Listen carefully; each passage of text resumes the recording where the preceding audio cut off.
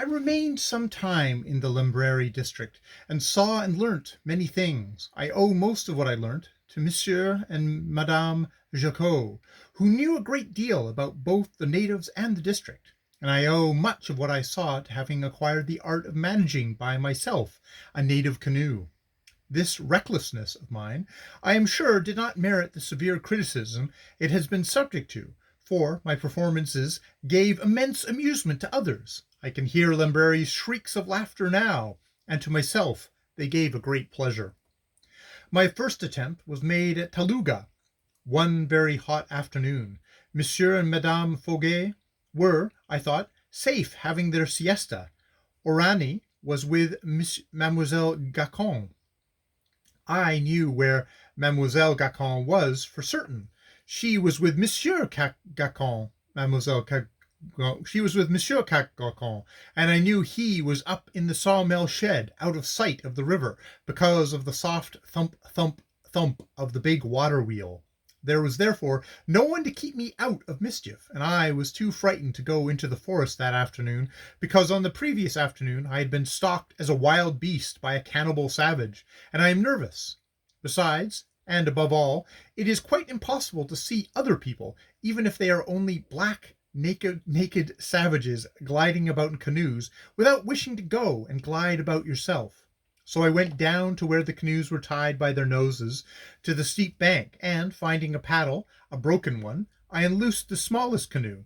Unfortunately, this was 15 feet or so long, but I did not know the disadvantage of having, as it were, a long-tailed canoe. Then I did shortly afterwards. The promontories running out into the river on each side of the mission beach give a little stretch of slack water between the bank and the mill race-like current of the Ogwe, and I wisely decided to keep in the slack water until I had found out how to steer. Most important thing, steering. I got into the bow of the canoe and shoved off from the bank all right.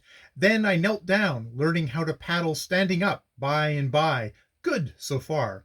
I rapidly learnt how to steer from the bow, but I could not get up any pace. Intent on acquiring pace, I got to the edge of the slack water, and then, displaying more wisdom, I turned round to avoid it, proud as a peacock, you understand, at having found out how to turn round. At this moment, the current of the greatest equatorial river in the world grabbed my canoe by its tail. We spun round and round for a few seconds, like a teetotum. I steered the whole time for all I was worth, and then the current dragged the canoe ignominiously down river, tail foremost. Fortunately, a big tree was at that time temporarily hanging against the rock in the river just below the sawmill beach. Into that tree the canoe shot with a crash, and I hung on, and, shipping my paddle, pulled the canoe into the slack water again, by the aid of the branches of the tree, which I was in mortal terror would come off the rock, and insist on accompanying me and the canoe, via Kama country, to the Atlantic Ocean. But it held, and when I had got safe against the side of the pinnacle rock, I wiped a perspiring brow and searched in my mind for a piece of information regarding navigation that would be applicable to the management of long-tailed Aduma canoes. I could not think of one for some minutes. Captain Murray has imparted to me at one time and another an enormous mass of hints as to the management of vessels, but those vessels were all presupposed to have steam power. But he, having been the first man to take an ocean-going steamer up to Matadi on the Congo, through the terrific currents that whirl and fly in hell's cauldron, knew about currents, and I remember he had said regarding taking vessels through them, "Keep all the headway you can on her." Good! That hint inverted will fit this situation like a glove.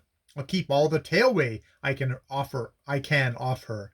Feeling now safe as only a human being can feel who is backed up by a sound principle, I was cautiously crawling up to the tail end of the canoe, intent on kneeling in it to look after it, when I heard a dreadful outcry on the bank.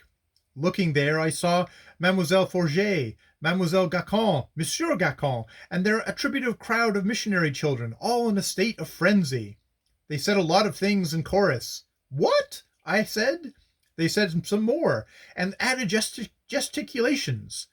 Seeing I was wasting their time as I could not hear, I drove the canoe from the rocks, and made my way, mostly by steering, to the bank close by. And then, tying the canoe firmly up, I walked over the mill stream and divers other things towards my anxious friends. "You'll be drowned," they said. "Gracious goodness," said I thought that half an hour ago, but it's all right now. I can steer." After much conversation, I lulled their fears regarding me, and having received strict orders to keep in the stern of the canoe, because that is the proper place when you are managing a canoe single-handed, I returned to my studies. I had not, however, lulled my friends' interest regarding me, and they stayed on the bank, watching.